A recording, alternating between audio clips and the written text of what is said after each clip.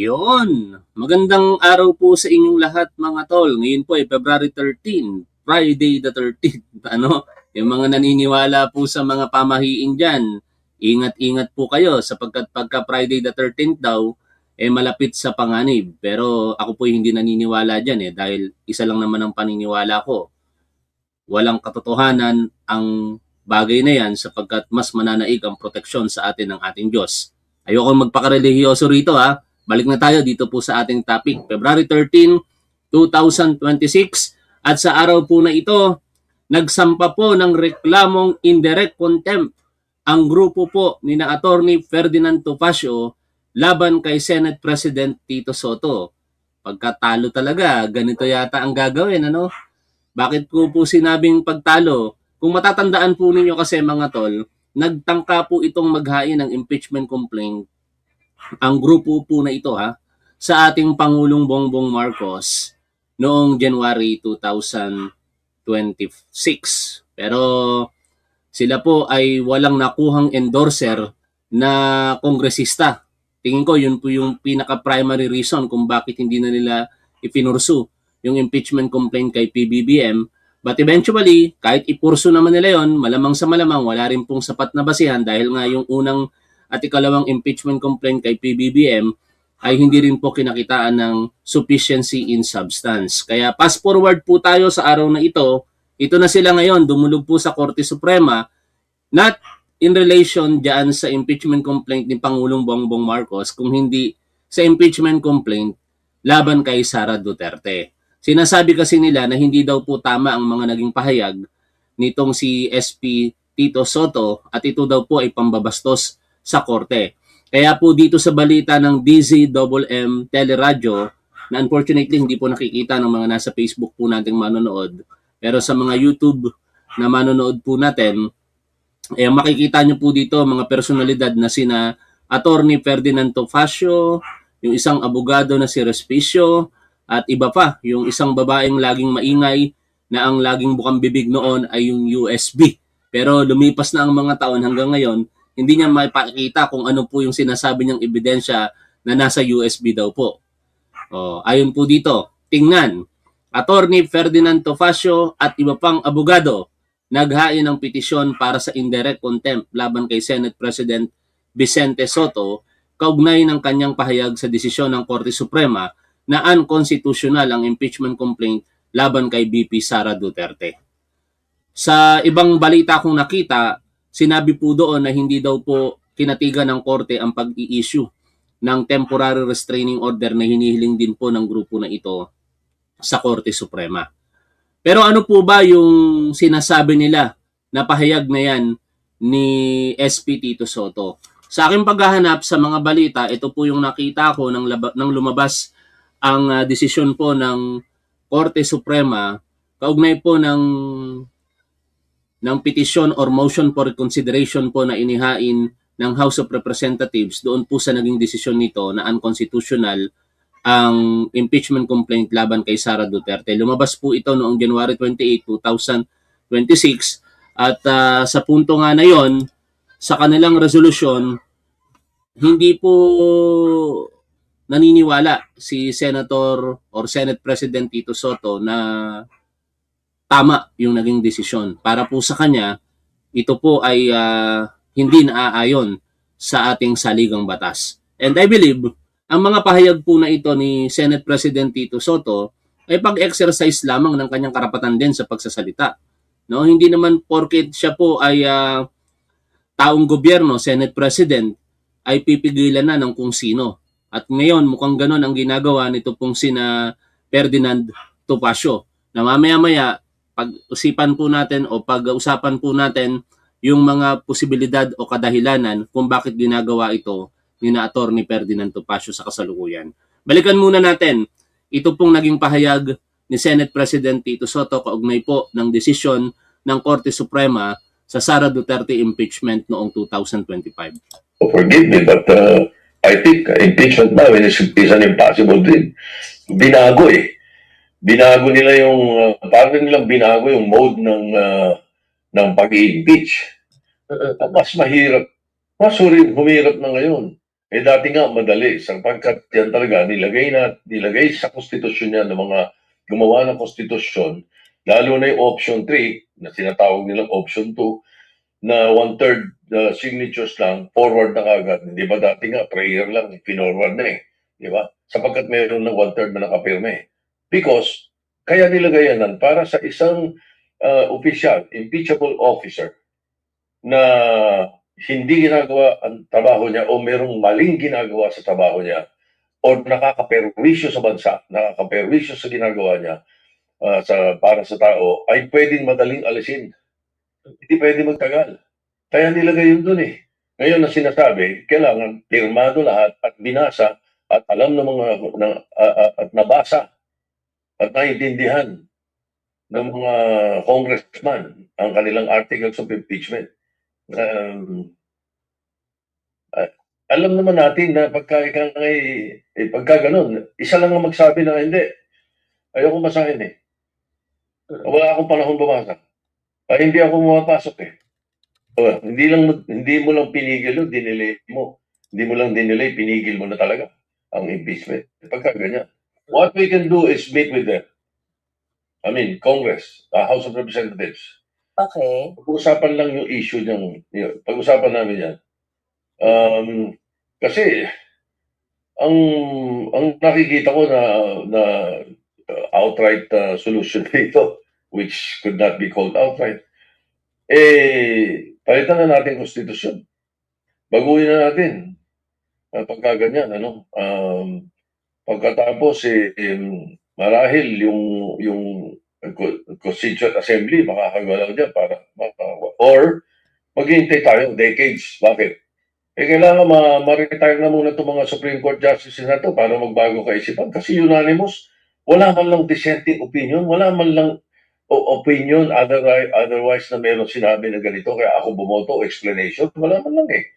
So nakakapagtaka eh, baka nga it will take years, mga retirement bago tayo sana makakakilos at mailagay natin uli sa lugar sa konstitusyon yan. Kung hindi nila ako, ayoko ng CONCON, ayoko ng Constituent Assembly, pero pagka ganyan ang usapan, payag na ako. It's very disappointing. I have read some of the comments of the legal luminaries. Talagang, wow, ibang klase ito. Talagang, in other words, ako, bottom line, ayaw na nila may impeachment sa Pilipinas. Yan ang itsura nitong decision na ginawa ng Supreme Court. Dahil sa mga pahayag na yan, mga tol, ito ngayon yung reklamo ni na Attorney Ferdinand Topacio. Pero tingin nyo po ba yun lang talaga ang dahilan?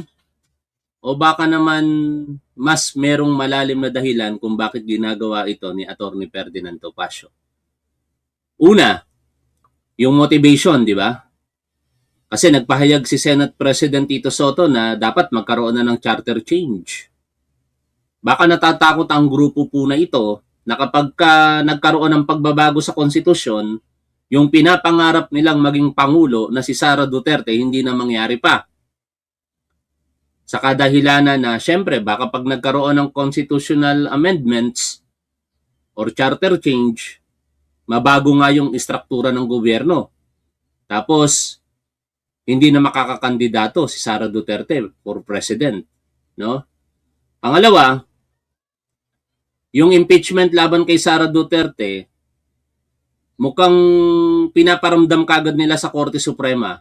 O ito, bias itong si Senate President Tito Soto. Kayong mga appointed dyan, ng mga Duterte, dapat alam nyo kung ano yung posisyon nyo ngayon. Ito, opinion ko lang ito, mga tol, ha? Di ko sinasabing totoo ito. This is my opinion. No? Kailangan pagdating muli diyan sa Korte Suprema, bantay sarado nyo muli itong si Sara Duterte, protektahan ninyo. O kaya ngayon pa lamang nag-iingay na sila. Pero mukhang hindi lang yon mga tol eh. Alam natin na ito pong si Ferdinand Topacio, nanumpa na po ito bilang miyembro ng PDP laban. At tingin ko, ito ay calculated move kay Topacio at kung sino man sa kanila para sa kanyang kandidatura sa darating na 2028. Malakas ang paniniwala ko na itong si Ferdinand Topacio nangangarap po ito sa isang national elected position, possibly senatorial election, ano? O maging senador sa hinaharap. Simple lang naman. Kapag ka ikaw kakandidato sa pagkasenador, dapat maingay ka na sa kasalukuyan para ikaw ay napag-uusapan katulad ng nangyayari ngayon na siya'y napag-uusapan at nakikilala, lumalabas lagi every now and then ang kanyang pangalan sa mga balita. Mas yun yung nakikita kong dahilan dito kung bakit ginagawa ito ni Ferdinand Topacio ang magpapansin sa harapan po ng publiko. Kasi ito, bilang abogado, malamang sa malamang, alam niya namang kahihinat na ng reklamo niya na ito laban kay Senate President Tito Soto eh. Hindi ako naniniwala na bilang abogado, iniisip niya na mananalo siya rito. Bilang abogado, alam mo na mas mangingibabaw ang karapatan sa malayang pamamahayag kumpara sa desisyon ng korte, lalong-lalo na sa mga napakinggan po natin dito po kay Senate President Tito Soto, ay wala naman pong pambabastos na ginawa sa Korte Suprema. Yun po yung kanyang opinion eh. Yun yung kanyang paniniwala. Mapipilit ba siya ng korte na paniwalain sa desisyon nito kung iyon yung kanyang paniniwala? Saan ang pambabastos na ginawa ni Senate President Tito Soto dyan? Wala. Kaya alam na alam nitong si Ferdinand Topacio na kinalaunan, ibabasura po ito ng korte eh. Yung kanyang reklamong indirect contempt. Biruin ninyo, sasampahan mo ng indirect contempt, Senate President pa, wala kang respeto doon sa opisina ng tao. Pag pinagtagpo mo yung dalawa, co-equal branch of the government, tapos iko-contempt ng korte dahil lamang sa pagpapahayag ng opinion ni Senate President Tito Soto. Ngayon, yung mga tatanga-tangang Duterte supporter na meron na naman nanonood sa atin ngayon, wag na kasi kayong manood sa akin para hindi ko sinasabing tanga kayo mga Duterte supporter. Hanggat may nanonood kay Top 1 ng mga Duterte supporter, patuloy kong sasabihin na tanga kayo. Nanonood kayo sa akin eh. Yung DD shit, ako nagpakilala sa harapan ng publiko niyan. Pero hindi ko nagagamitin ng salitang DD shit sa inyo. Direkta na, mga tanga kayo, mga Duterte supporter pag nanonood kayo rito sa programa ko. Ngayon, sinasabi nyo mga tanga, bobo, itong si Senate President Tito Soto, anak ng teteng naman. Hindi ko talaga mawari kung anong utak meron itong mga tao na ito para sabihing bobo si Senate President Tito Soto. Hindi ka magiging makailang beses Senate President kung ikaw ay bobo. Hindi ka siguro marahil magiging pinakamaraming election as senator sa Republika ng Pilipinas kung hindi ka matalino. Kung bobo ka, malabong mangyari yon, no? At higit sa lahat, ito ang pruweba sa nakakakilala kay Senate President Tito Soto. O sabi dito nitong si Ramon Tulfo, si Senate President Tito Soto ang pinakabata at pinakamatalino sa aming batch sa elementary school. Tapos sasabihin nyo ngayon, bobo, si Senate President Tito Soto. 2 beses siyang na-accelerate sa elementary sa Colegio de San Juan de Letran when Letran was de Letran. That's the reason he was the youngest to graduate in our batch. Paano magiging bobo ang isang accelerated? Not once. Ha? Kung hindi 2 beses. Hindi ka ma-accelerate sa klase kung ikaw ay isang bobo, no? Kaya mga Duterte supporter na mga tatanga-tanga na nagsasabi na bobo si Senate President Tito Soto, humarap kayo sa salamin ninyo. Palibasa, pinapagana niyo yung katangahan ninyo, kaya nasasabi niyo sa kapwa ninyo na alam niyo naman na hindi bobo ang mga salitang bobo. Kung meron mang bobo, baka yung nag-meltdown sa harapan ng kamera, no? At ang mga sinabi ay ganito, na turingang abogado, hindi alam kung ano ang tinatadhana ng batas. Biruin mo, abogado ka, alam mo na itong mga sasabihin mo ay bawal. Pero ano ginawa mo? Nagpatuloy ka. Huwag ka mag-alala, ma'am. Yan ang kabubuhan. Di ba? Tama ba mga tol? Alam mo bilang abogado, pinag-aralan mo yan ng ilang taon. Oy, salamat Ay Morena sa iyong super sticker. Top 1, ano yung INT na tawag sa kanila? Ipinanganak na baka tanga. Oh, 'di ba mga tol? Ito ang pinakamagandang halimbawa ng kabubuhan. 'Di ba? Tapos naalala nyo pa yung itok-itok? Nawala na lang yung video rito sa akin no? Oh. Kasi bakit ko sinasabing itong pinakamagandang halimbawa ng kabubuhan? Parang nakalimutan mo yung pinag-aralan mo. Naturing abogado ka, tapos magbabanta ka. Maraming gumagawa ng mga pagbabanta pero hindi pinapaalam sa publiko. Ito, pinaalam sa publiko. Anak ng teting na yan. Huwag ka mag-alala, ma'am, sa security ko. Kasi may kinausap na ako na tao. Sabi ko sa kanya, kapag pinatay ako, patayin mo si BBM, si Lita Araneta, at si Martin Umales. No joke. No joke. Nagbilin na ako, ma'am. Pag namatay ako, sabi ko, huwag ka tumigil hanggang hindi mo mapatay sila. Di ba? And then he said yes. Ang laking kabubuhan yan, mga tol. Oh. Nagagawa niyong sabihin kay Senate President Tito Soto na bobo siya. Saan banda? Saan ang kabubuhan ni Senate President Tito Soto? Ito, pinakamagandang halimbawa ng kabubuhan. Yung pinag-aralan mo, nakalimutan mo. Kabubuhan yun.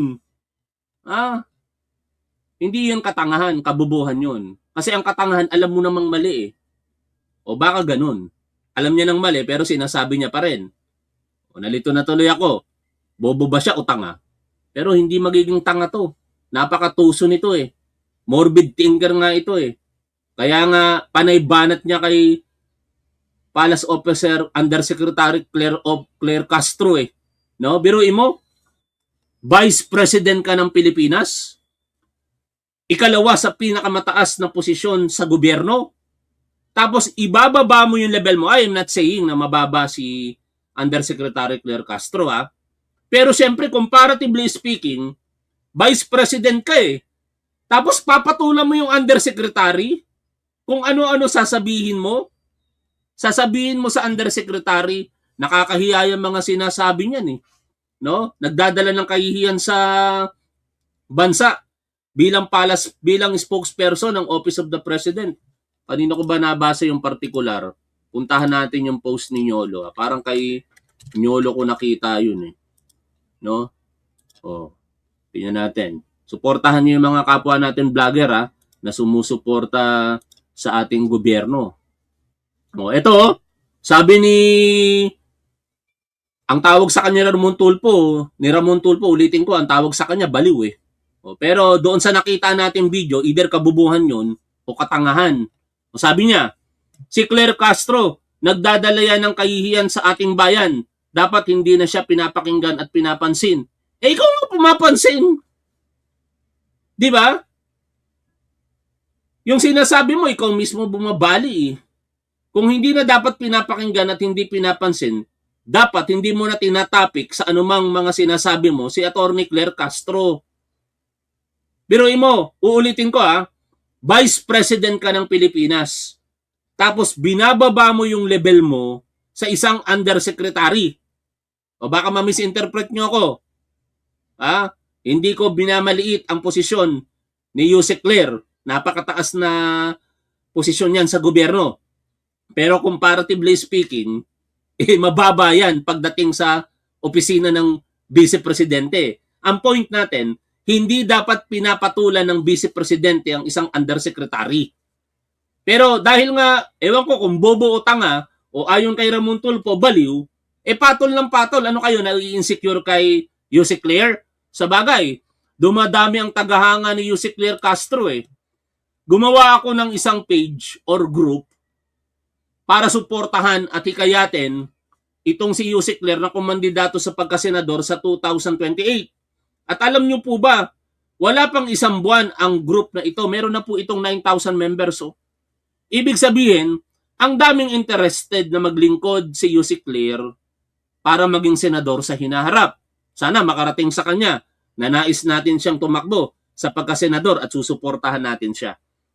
O, ngayon, dahil sa mga kaingayan nitong si Sara Duterte, patuloy-tuloy mas sumisikat si Yusek Claire. Biruin mo, Vice Presidente, pinapansin siya.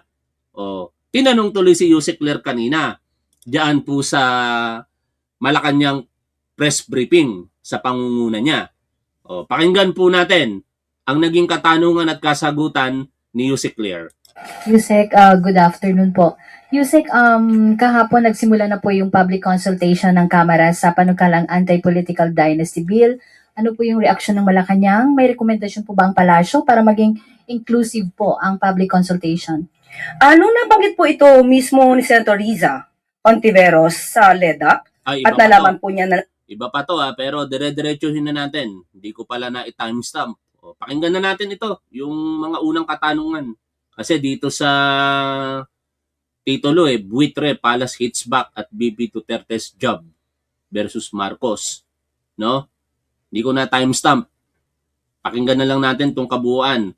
8 minutes lang naman ito. nagko-conduct na po ng public consultation, ay natuwa po ang Pangulo dahil ang nais po ng Pangulo ay maisabatas po ang nasabing bill, Anti-Political Dynasty Bill, dahil yan din po ang nais ng ating mga kababayan. Ma'am, follow up. Sakali pong hingin na maging urgent bill, sisertipikahan po ba ito ng Pangulo?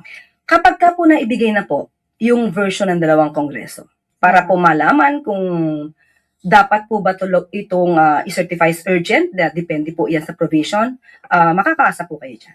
Salamat, ma'am.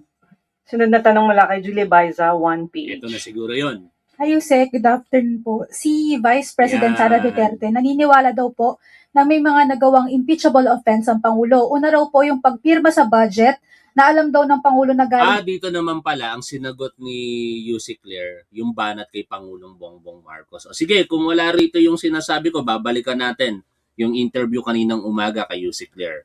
Pero pakinggan na natin ito. sa bill na may mga blank pages at meron daw pong insertions. May sagot po ba ang palasyo? Unahin niya na po muna yung mga kaso niya, bago niya tignan ang kaso ng iba. Sinabi din po niya, Yusek, na impeachable offense din daw po yung pag hindi yung isang opisyal kapag natatanong ng competency at kapag may nagsasabi daw na gumagamit siya ng illegal na droga. Unahin niya po yung sarili niya. At siguro mas maganda itanong niya sa kanyang ama. Sunod na tanong mula kay Tristan Nadalo, Newswatch Plus. Good afternoon, Yusek. Same po galing po sa naging interview ni Vice President Sara Duterte. She recently expressed concerns about the state of our country. Ang sabi niya po when she was asked about her plans for 2028, hindi niya direktong masagot yon because meron pa daw bang Pilipinas na pag-uusapan sa taong 2028. Lubog tayo sa basura, sa korupsyon, lubog tayo, walang maipagmamalaking big development at baka magising na lang daw po isang araw na walang maayos na gobyerno at magulong bayan. Ano po ang pananaw ng palasyo dito sa ganitong klaseng assessment from the Vice President? Unang-una, masasabi natin ang Vice Presidente ay bulag. Hindi niya nakikita kung anong ginagawa ng Pangulo. Kanina lamang po ay kababanggit natin kung ano magandang proyekto ng Pangulo patungkol sa ating transportasyon, patungkol sa ating edukasyon. Nananatili siyang bulag dahil malamang ay hindi niya pinanonood or ayaw niyang panoorin kung ano nagaganap na katotohanan sa mga ginagawa ng Pangulo at ng administrasyon ngayon. Nakakalungkot lamang dahil yan ay galawang Duterte, showing the characteristics of an emotional vulture. Isang buitre. Nagpapanggap na concern sa kalagayan ng bansa when in fact, she admitted that she doesn't want to help the president in his projects for the country. Drama, pero walang gawa. Another question. Follow-up lang po. In response naman to your statement sa kanya noon nung tinanong po siya, tinanong po kayo about yung claim niya po about the senators. At the end of your statement, you said just tell it to the Marines. Ang sabi po ni Vice President Duterte that your earlier, yung statement niyo po ay hindi na dapat pinapakinggan at pinapansin dahil daw po buong mundo nakikinig sa statement niyo at Yan na. Adala raw po kayo ng kahihiyan. Una-una, hindi ko pala nasagot yung sumunod mong tanong kung meron pa bang bansa, right? Meron pa ba tayong bayan sa 2028? Yun muna yung unahin natin. Ang kanyang sabi ay malamang wala nang maging bansa or Pilipinas sa 2028. Kung ang kanyang hula ay magkakatotoo, malamang mangyayari yan kung ang isang leader na iboboto sa 2028 ay isang Manchurian candidate. Isang puppet na isang bansa. Oy, may tangang nanonood sa atin, ano? Sabi nitong tanga, kahit kaming mga ordinaryong Pilipino, wala kaming makitang pag-improve ng bansa. Ikaw lang nakakakita, may third eyes ka yata. Ang tanga mo naman. Isang pinakamagandang halimbawa ng improvement, yung zero billing balance, ano? Zero balance billing. Alam ninyo, walang nakagawa na presidente sa kasaysayan ng Pilipinas na ang mga kababayan po natin na nagkasakit, mga mahihirap po ito, paglabas po nila ng ospital sa mga accredited DOH hospital ay nagbayad ng wala na. No? Ibig sabihin, libre. O, yun, isang magandang halimbawa yun. No? Ano pa yung mga magagandang halimbawa? Napakarami kung tutuusin eh. Sa larangan ng edukasyon, sa larangan ng except nung nanunungkulan si Sara Duterte sa Department of Education, halos walang naging pagbabago. No? Sa larangan ng komunikasyon, ang dami, mga pabahay ng ating gobyerno sa kasalukuyan na disente. Hindi yung sasabihin lang may pabahay, pero halos wala namang tirahan na maayos. Di ba, naalala ninyo, itong si Rodrigo Duterte, may pabahay program ito nung panahon ng kanyang panunungkulan. Na i-report ni Maki Pulido, yung pabahay na yon, wala na ngayon. Hindi na matirhan, bulok na. Kumpara mo naman ngayon sa ginawang pabahay ng kasalukuyang gobyerno across the country. Hindi lamang yung mga bungalow type, kung hindi merong condominium type pa. Napakadesente para sa mga pangkaraniwang Pilipino na tirahan.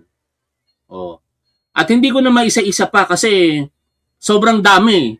Ang problema, bulag kayo o tanga kayo. Kaya hindi nyo nakikita yung mga magagandang ginagawa ng kasalukuyang gobyerno. Ang pinaka hindi dapat nating kalimutan, walang sino mang presidente ang bumangga sa napakaraming korap na public official, kung tawagin ng ating Pangulo, balasubas. Natatanging si Pangulong Bongbong Marcos lamang ang bumangga sa kanila. At ang dami nang nakulong at makukulong pa. Baka yung mga iniidolo ninyo sa susunod, sila na yung makulong. At ito ang pinakamalupit dito. Yung pinaka big fish sa pangalang Rodrigo Duterte na aresto at ngayon nakakulong na sa Hague, Netherlands. Dahil yan sa pamumuno ni Pangulong Bongbong Marcos. Kung saan maaaring ipamigay ang ating yaman, ang ating karapatan sa ibang bansa.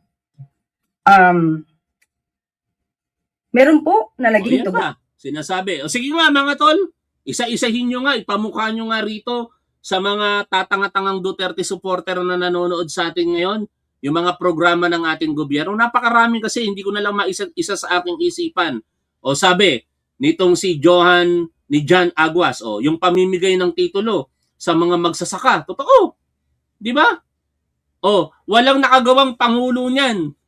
Kung hindi si Pangulong Bongbong Marcos, ang dami-dami na pong mga magsasaka po nating kababayang Pilipino ang nabigyan po ng sarili po nilang lupain, titulado, dahil po sa napakagandang ginagawa ni PBBM. Doon lang kasi sila nakapokus sa mga kasiraan o paninirang ginagawa kay PBBM. Itong mga tatanga-tangang Duterte supporter nga na ito, wala silang alam kung hindi ang argumento nila, bangag ka, bayaran ka, ganun lang. Kasi hindi nila maipaliwanag talaga yung kanilang mga argumento. Tapos ipinagmamalaki nila ang mga Duterte. Anong nagawa ng mga Duterte? Si Sara Duterte, anong nagawa niya? Si Rodrigo Duterte, kung may nagawa man sa Pilipinas, pero tingin ko, lahat ng ginawa ni Rodrigo Duterte, hindi katanggap-tanggap dahil po sa pangyayari na ito. No? Kung may nagawa man siya, mas hindi katanggap-tanggap ito pong pangyayari na ito. Oh, andali I-play ko lamang muli ito. Ano ang sabi ng Quadcom investigation sa poon ninyong si Rodrigo Duterte? Si Rodrigo Duterte ang mukha ng kriminalidad at illegal na Napakasakit droga. po dahil Pidigong won on the platform of a hardline stance against illegal drugs and criminality. Siya pala ang mukha ng illegal drugs at kriminalidad. Oh, di ba? Kaya kahit sabihin nyo may build program yan, nakaramihan din naman, inangkin niya lang sa Aquino administration, hindi pa rin matatawaran yung totoong pagkatao niya na siya ang mukha ng kriminalidad Napakasakit at po illegal na droga. dahil Pidigong won on the platform of a hardline stance against illegal drugs and criminality. Siya pala ang mukha ng illegal drugs at kriminalidad. Di ba? Oh. Ay ngayon, kalimutan natin si Rodrigo Duterte. Total, mabubulok na yung sa Hague, Netherlands. Si Sara Duterte. Anong nagawa ni Sara Duterte? Sige nga, sabihin nyo nga sa akin, kaya nga nagtataka ako sa mga survey na yan Biruin mo, pinakamataas sa performance rating sa lahat ng taong gobyerno. Anong nagawa niya? Magtanim ng puno. Tuloy na lang natin yung pakikinig po dito kay Yusek Claire. Noon dati, ang dating Pangulong Duterte na maaari tayo or gawin tayong probinsya na isang bansa.